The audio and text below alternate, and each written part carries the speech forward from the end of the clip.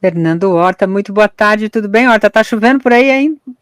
Não, ontem choveu de... Bom, primeiro boa tarde, né, Dai? Um beijo para você, um beijo para quem está nos assistindo, espero que vocês estejam me ouvindo bem. Hoje não está chovendo, mas a previsão é que a semana inteira caia dilúvios, e ontem caiu dilúvio aqui.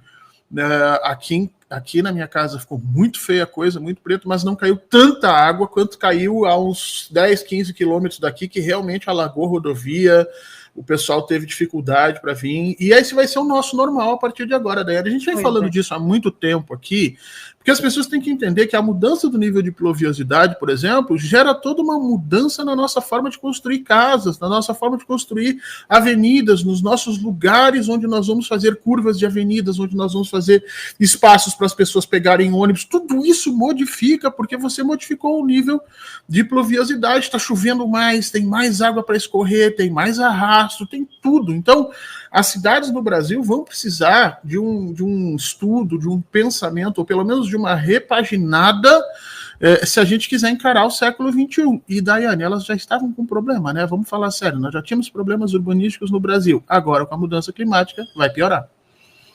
Pois é, nós nem faltamos isso aqui, mas já que você colocou isso no radar, a gente tem falado muito sobre a questão do preço dos alimentos, né? E como isso tem impactado na dinâmica econômica do governo, na popularidade do governo.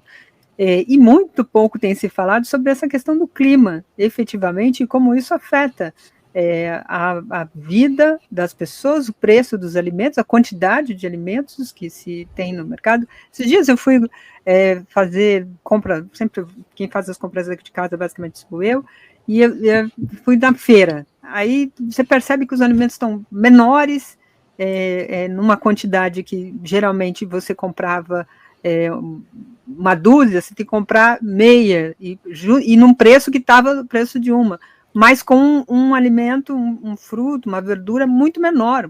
Um pé de alface, você comprava um pé de alface, era um pé, né, grande, assim, aberto e tal, com várias folhas, dava para você fazer semana inteira de salada. Hoje em dia você compra um pé de alface e fica no pé de alface, num dia só.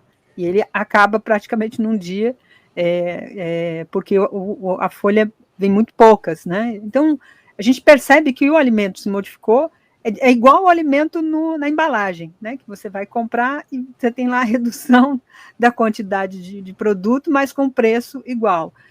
Muita gente já deve ter percebido isso ao longo dos últimos 20 anos, do rolo do papel higiênico ao pacote de bolacha. Mas a gente também percebe isso na natureza, ela cada vez mais escassa, com as chuvas, com a mudança de temperatura. O alimento ele precisa, é que nem molhar planta, né, Horta? Logo o seu nome chama Horta também, né?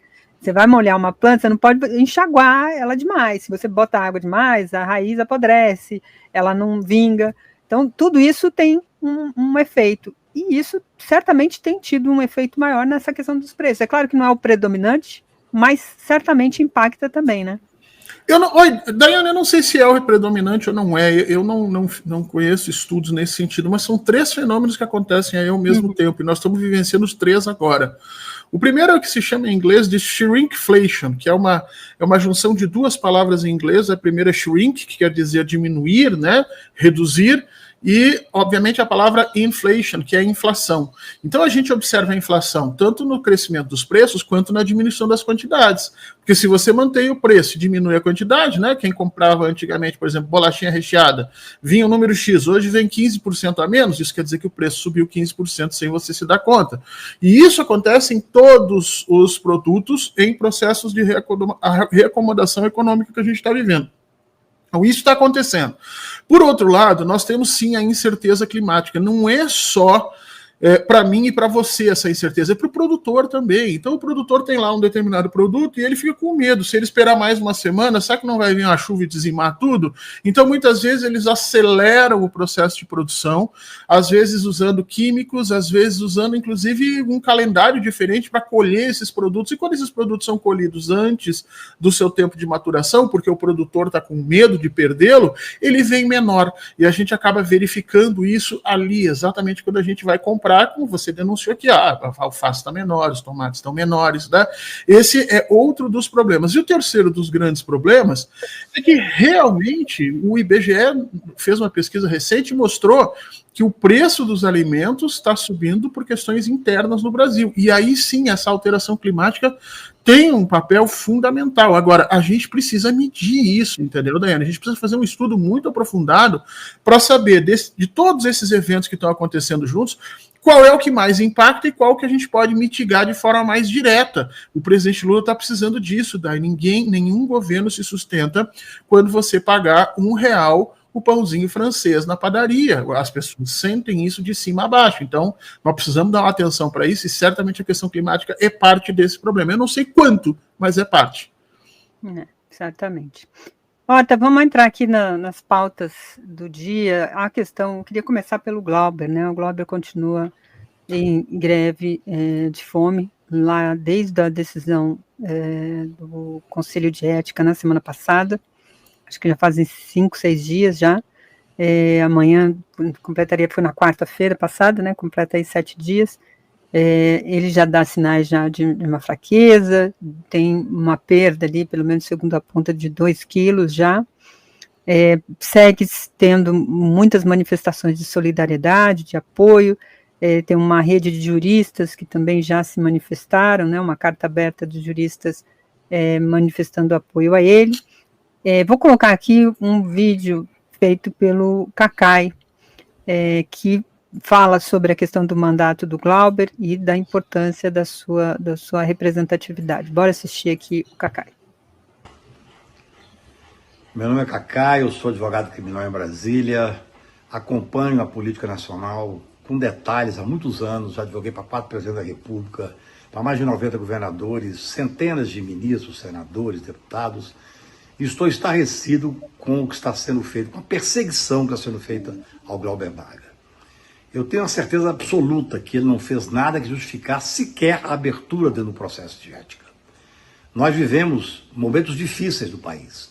Recentemente, um deputado federal disse que procurava autoridades americanas para intervir no Poder Judiciário brasileiro. Nada foi feito. Um senador da República pediu que os Estados Unidos invadissem o Brasil. Nada foi feito. Agora, forças políticas querem simplesmente tirar o Glauber do Congresso Nacional. Isso é injusto, isso é imoral, isso é ilegal. Na minha visão, é necessário que o Brasil se dê conta da gravidade dessa hipótese de cassação de um deputado combativo, sério, que cumpre o seu papel honrando aqueles que votaram nele. Você pode ser contra o que ele pensa. Nós temos que respeitar o parlamento, e respeitar o parlamento passa por respeitar aquelas pessoas que pensam diferente. Por isso eu venho aqui pedir uma reflexão para quem possa trabalhar para manter o mandato do Glauber Braga. É isso, o Glauber também tem aí uma série de movimentos, como eu disse, feitos aí em solidariedade a ele, e hoje, né, aliás, desde ontem, a partir de uma declaração do líder da bancada do PL, o Sóstenes Cavalcante, dizendo que ele individualmente é contra a cassação do mandato, ele acha que a pena é de fato de cassação, caso o plenário confirme, né, porque isso só foi aprovado pelo Conselho de Ética, é muito gravosa, muito pesada para aquilo que supostamente apontam como uma conduta fora da regra do decoro. No entanto, ele diz que, como líder de bancada, vai voltar com os seus pares, que defendem a cassação do mandato do Glauber Braga. Como é que você vê essa situação e esse gesto de resistência também feito pelo Glauber? Horta? Olha, Day, a primeira coisa que a gente tem que botar a mão na consciência é nos deputados da própria esquerda, tá? Tem deputado da própria esquerda que não está fazendo aquilo que deveria fazer para proteger o mandato do Glauber, porque supostamente o Glauber seria um daqueles do lado de lá, né?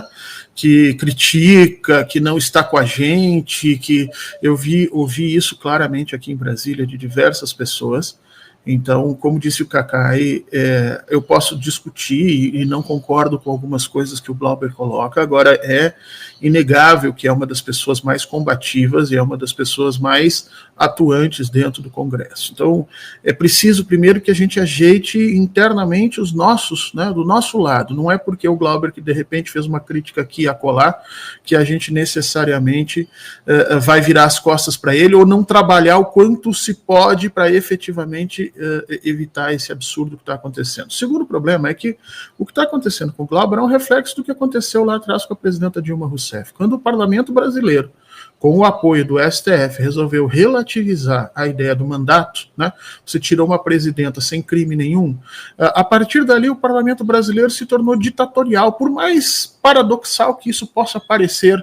Fernando, um parlamento ditatorial, parlamento normalmente é onde tem todo mundo. Não. Nada nos garante a democracia senão o exercício diário das nossas condições de ouvir, de aceitar e de reconhecer que o outro tem direitos. O nosso parlamento, ele não ouve, ele não aceita o que está sendo colocado e ele não reconhece os direitos dos outros. Então ele se torna um parlamento ditatorial. Como bem disse o Sóstenes ali, né, a ideia é ele vai votar junto com o que os líderes demandam, e se o líder está demandando, nós não temos mais um parlamento como tal, mas nós temos um conjunto, uma oligarquia de interesses que está estabelecidos ali já faz algum tempo que isso está assim, e o parlamento brasileiro infelizmente se tornou refém dessa pseudo-democracia de entrada, mas quando devolve para a sociedade, devolve um sistema autoritário, autocrático, autocentrado e muito próximo de uma estrutura ditatorial. O terceiro problema, Daiane, que a gente já vem apontando há muito tempo, é que o presidente da Câmara e o parlamento, eles precisam tomar uma decisão. Não é mais possível expor os parlamentares brasileiros, sejam quaisquer que sejam, de qualquer tendência política, a essa violência midiática digital que a gente vê todo dia.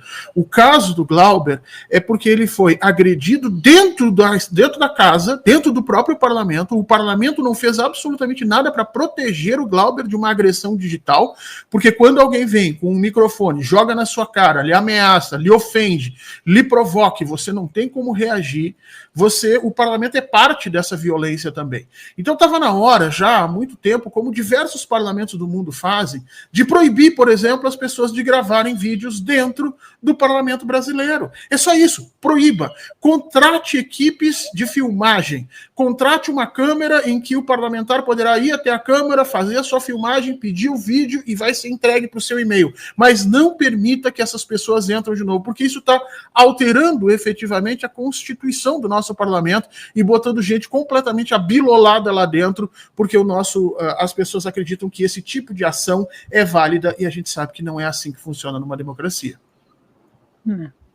Agora, essa questão da revide do Glauber em relação a esse MBL que foi lá atacá-lo, virou uma justificativa, né? Porque tudo demonstra que a cassação do Glauber é por conta das denúncias que ele fez e faz em relação ao orçamento secreto, né? A forma objetiva, determinada, corajosa que ele fez o embate com o Arthur Lira. E muita gente fala que sim, tem a mão do Arthur Lira em todas essas votações, aí, tanto do Conselho quanto dessa perspectiva do plenário.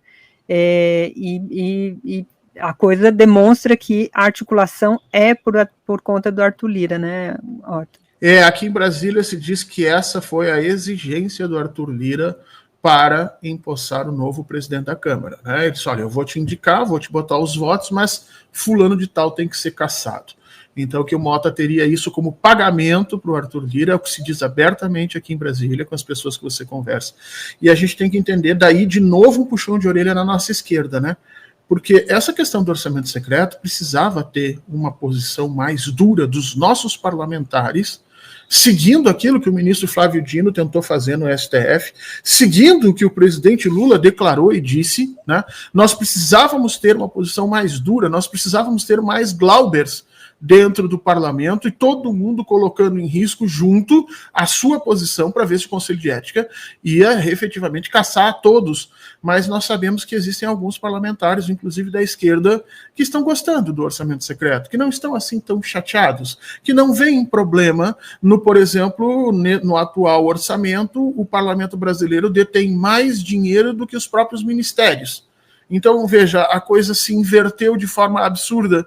E o ano passado eu achava, Daiane, que o Arthur Lira ia deixar para o presidente Lula uma jabuticaba.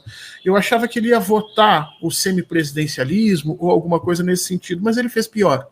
Ele não botou nada para votar, mas ele criou no Brasil, sim, um semipresidencialismo de fato, e esse semipresidencialismo de fato ele se reflete no orçamento, ele se reflete exatamente dentro das competências que estão se estabelecendo entre executivo e legislativo, e ele também aparece nessa perseguição a todos os parlamentares que têm coragem de denunciar, como o Glauber fez.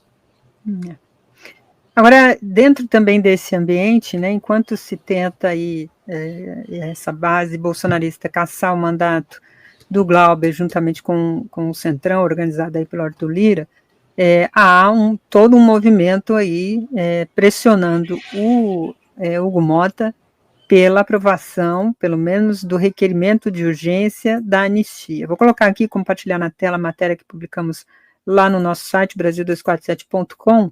Pressionado a pautar o PL da anistia, Hugo Mota diz que, em uma democracia, ninguém decide sozinho. Segundo o presidente da Câmara, o presidente da Câmara ficou em cima do muro e não deixou claro se pretende ou não pautar, e jogou isso aí para o Conselho de Líderes, né? Os líderes, segundo ele, que vão decidir por essa ou não aprovação para colocar na pauta o requerimento. O Lindbergh estava há pouco na Globo News e disse que os deputados que assinaram o requerimento de urgência para o projeto de anistia decidiram romper com o governo. Abre aspas, não é o governo que está retaliando, é o deputado que está fazendo a opção de romper com o governo. Não é razoável o governo aceitar alguém que queira anistiar quem tentou matar o Lula, afirmou aí o Lindbergh durante essa entrevista, chamando esses parlamentares de oportunistas. Segundo o Lindbergh, e o que tem movimentado também aí essa base, é de que o governo fez ali um levantamento de quem está no governo e dos parlamentares que apoiaram lá, assinaram esse requerimento. Então tem gente do União Brasil, do PP, do PSD, do MDB, todos esses têm ministros que compõem aí o governo. E tem gente do primeiro escalão também, nomeado por pessoas indicadas aí, e segundo consta, o governo está fazendo também, dizendo, olha, já que você está deste lado, não pode compor este governo aqui. Como é que você vê essa pressão feita pelo governo? Isso pode, como disse o Lindbergh, não é uma retaliação, mas é uma reação a essa postura. Quem está retaliando é quem está assinando esse projeto de anistia. E, por outro lado, tem uma discussão também de modular o projeto, né, Horta? Tentar, não, a gente só vai discutir as penas, vamos deixar o Bolsonaro de fora para aprovar ali. Só que na justiça, tudo tem, né, efeito. Se você aprova uma lei, ainda que você tire o Bolsonaro agora, ela pode repercutir lá na decisão que tiver, tanto do Bolsonaro quanto dos generais também. Então, isso não sai do radar, né? Pois é, daí primeiro, meus aplausos aqui ao deputado Lindbergh Farias, está tentando colocar o processo de negociação do governo em ordem. Porque desde o início do governo Lula, a gente vem falando aqui, Daiane, você sabe que eu falo isso praticamente todas as vezes, o governo Lula se acostumou a dar mais do que receber. Então ele ofertou tudo a esse parlamento para tentar obter uma mínima margem de votos e ali conseguir passar algumas coisas que a gente sabe que não foram passadas da forma como eles quiseram. Veja o estrago que eles fizeram na economia ao alterar todo o projeto que foi mandado ali da reforma tributária. Então, há muito tempo, uma parte significativa do Partido dos Trabalhadores, de pessoas com muito peso, muita tradição política, denuncia a fragilidade da negociação política que o governo vinha fazendo. O deputado Lindbergh parece que vem colocar em prática uma coisa antiquíssima, que é exatamente a ideia da reciprocidade e da confiabilidade. Se o governo não pode confiar naqueles que estão dentro do governo para que votem conforme os interesses do governo, então essas pessoas não são governo. Não basta você receber um cargo e achar que está fazendo parte de todo esse processo simplesmente porque indicou 10, 12, 15 pessoas aqui a colar. O deputado Lindbergh está botando um dedo numa ferida que está deste tamanho porque faz 2 anos que todo mundo acoberta esse tipo de absurdo. A atitude do parlamento hoje, Dai, não é diferente da atitude do parlamento sob o Arthur Lira. Só que agora nós temos um presidente da Câmara que é mais, vamos dizer assim, descarado. O Hugo Mota, ele não está sendo pressionado.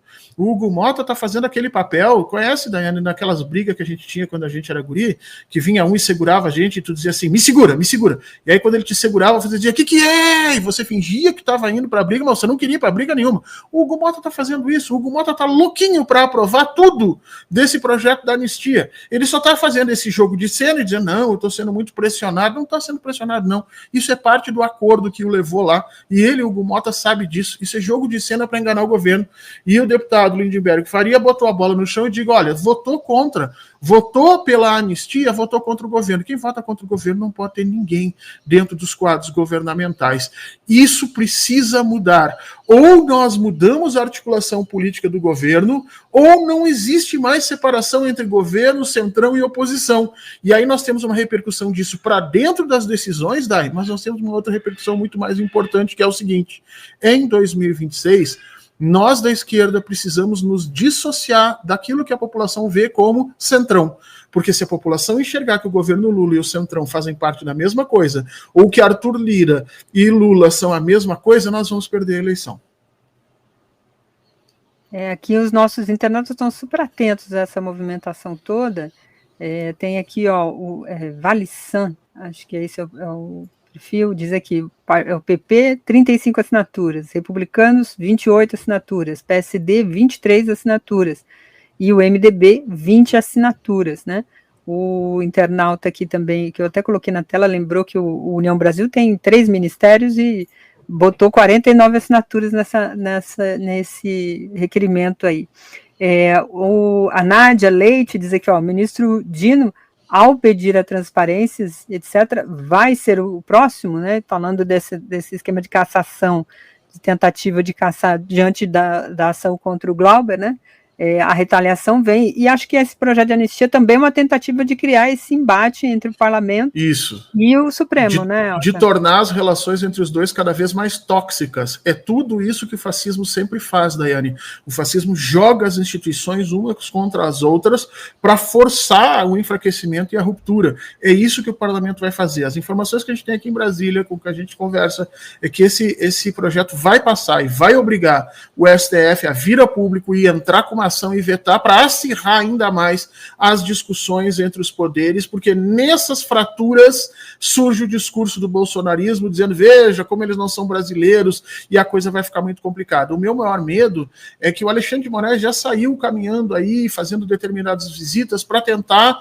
literalmente demonstrar aos deputados que a voz do Supremo será ouvida, mas ele não tem tido muito eco nessa discussão. E se o executivo não entrar claramente nessa disputa para colocar o fascismo de lado na sociedade brasileira e parar de atacar só Bolsonaro, mas atacar também o fascismo, com medidas claras sobre isso, nós vamos ficar enxugando gelo, Dai, porque a gente vai tentar entregar mais ministérios para conseguir um votinho aqui, outra colar, e no final das contas não vai dar certo. As brigas entre os poderes são o objetivo dessa estrutura que quer dinamitar o Brasil.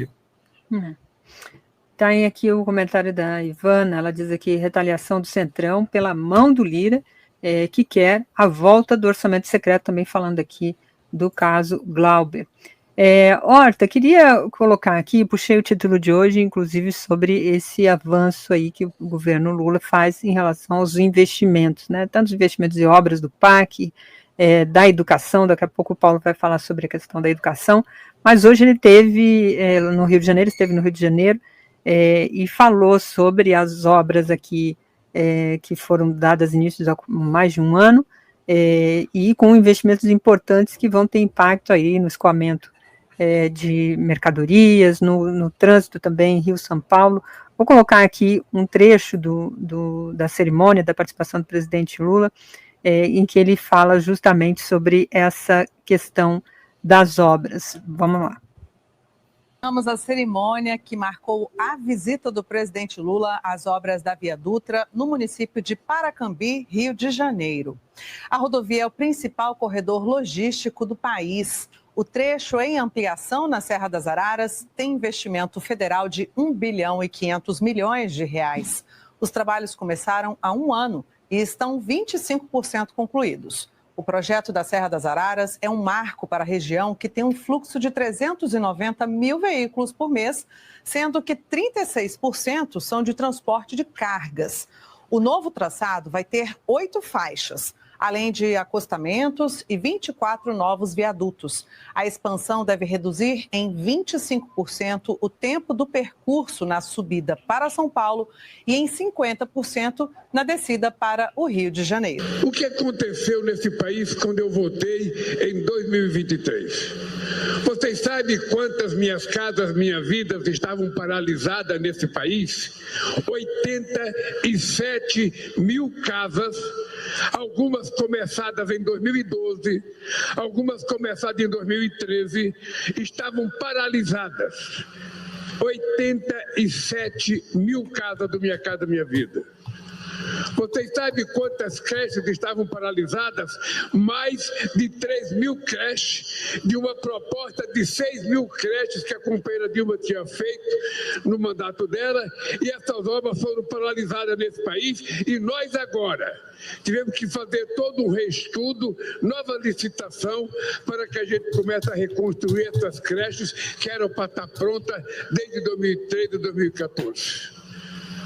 Essa irresponsabilidade administrativa não vai acontecer mais no país. Aí, o presidente Lula reforçando, né, a importância de projetos que estavam parados há anos, não é só na gestão anterior, né, parados desde o governo Dilma, então desde o golpe, e que foram retomadas, assim como essa obra. Para quem conhece, eu gosto de ir para o Rio à noite, né, de ônibus, até porque passagem de avião está bem carinha. Então, gosto de ir à noite, vou na sexta-noite, chego de manhã, tranquilo. Para quem conhece essa estrada, né, ali da Serra das Araras, sabe que é uma estrada estreitinha, e que é uma serra, igual a serra descendo aqui para Santos, antiga serra de Santos Guarujá, Santos São Paulo, bem estreitinha. E é como se estivesse fazendo uma Imigrantes, ampliando em 6 pistas, 8 pistas, é pista pra caramba. E isso, para esse transporte Rio-São Paulo, que é muito movimentado, Dutra, que também todo mundo sabe que é muito movimentado, tem um impacto gigantesco, reduzindo 25% o tempo. É muito tempo, né, Horta?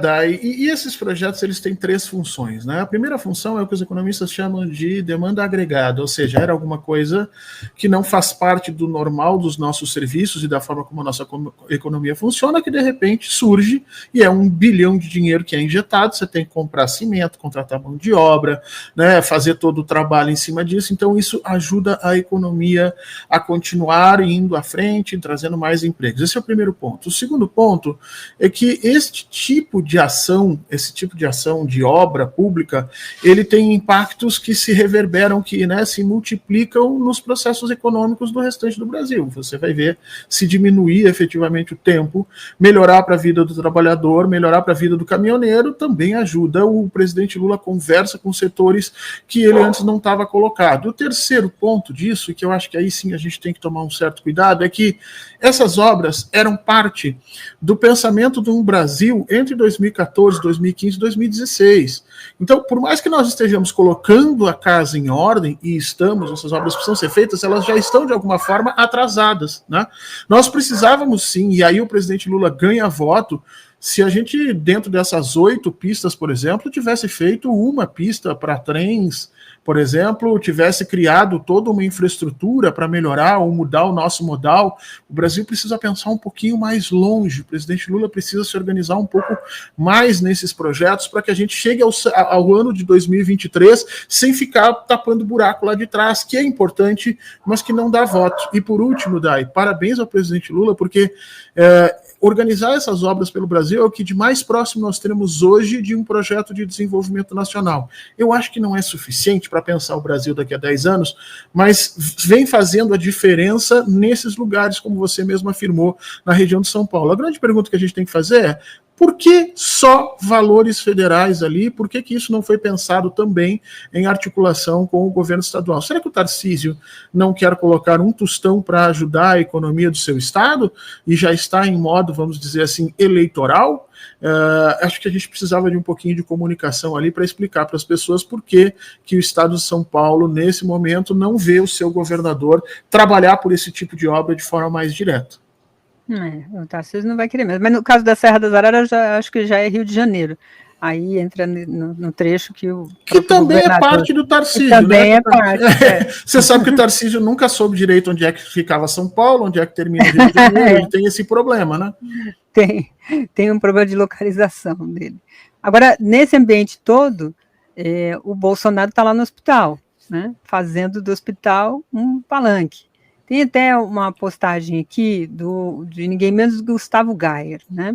Que é aquele que faz ataques contra a ministra Gleisi, chama de o Lindbergh de cafetão, fala de trisal com o Alcolumbre, e aí ele postou isso aqui, ó, deputado federal pelo PL, né? O que esse homem já enfrentou, quantas vezes já tentaram derrubá-lo, destruí-lo, e mesmo assim continua se erguendo todas as manhãs para lutar por nós. Você pode não concordar com ele, você pode não gostar dele, mas uma coisa não pode ser negada: esse cara é movido pela bênção de Deus. E mistura tudo, né? Faz e aí a gente percebe que ele não sabe o que é o trabalhador brasileiro, que tem que levantar todo dia, né? Chuva, faça sol, pegar ônibus lotado. Ele posta essa imagem aqui. Hoje minha mãe saiu, minha mãe participa de um grupo de idosos, faz ginástica de manhã, hidro, tudo pelo sistema público aqui da região de Itaquera. E ela chegou por volta do meio-dia, 11 horas, e falou assim: esse Bolsonaro, que coisa feia. Foi, o que foi, mãe? O Bolsonaro só faz coisa feia, o que foi? Aí ela disse: esse negócio de ficar postando tudo, tá doente lá, e fica toda hora postando, um vídeo para lá, vídeo para cá. Ou seja, o algoritmo da minha mãe, que não fica vendo política, jogou esse vídeo para ela também ver, né?